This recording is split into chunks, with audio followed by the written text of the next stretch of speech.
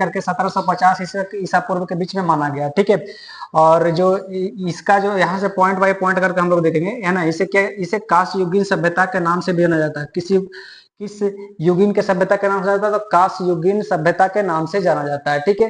दूसरा पॉइंट हो जाएगा, तो इसे मतलब कि जो सिंधु घाटी सभ्यता हो गया, है ना, हड़प्पा सभ्यता हो गया, ये किस किस सभ्यता के समकालीन था, तो ये था मेसोपोटामिया यानी कि मिस्र के सभ्यता के समकालीन था, और एक चीन के सभ्यता के समकालीन था, ठीक है।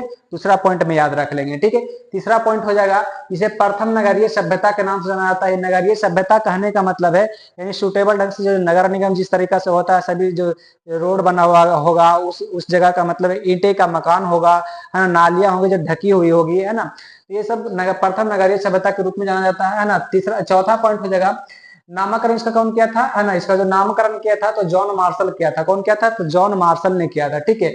और अगला पॉइंट हो जाएगा, है ना, प्रथम खुदाई जो स्थल था, जो हड़प्पा सभ्यता, जो हड़प्पा का स्थल था, है ना, सिंधु घाटी सभ्यता का जो सबसे प्रथम जो खुदाई करने का काम किया गया था, तो हड़प्पा जो स्थल है इसको खुदाई करने का काम किया गया था, है ना। जो हड़प्पा का जो खुदाई करने का काम किया था, कौन किया था, तो दयाराम साहनी किए थे, है ना। कब किए थे, तो 1921 ईस्वी में किए थे। कब किए थे, 1921 ईस्वी में किए थे, ठीक है।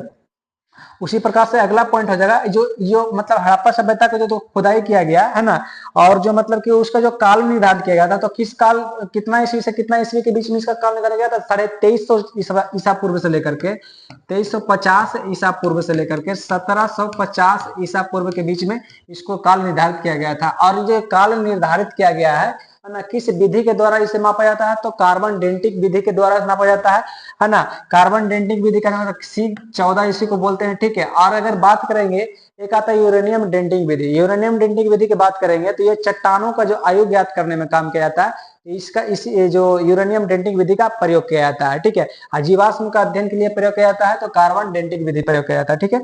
अगला हो जाएगा कि जो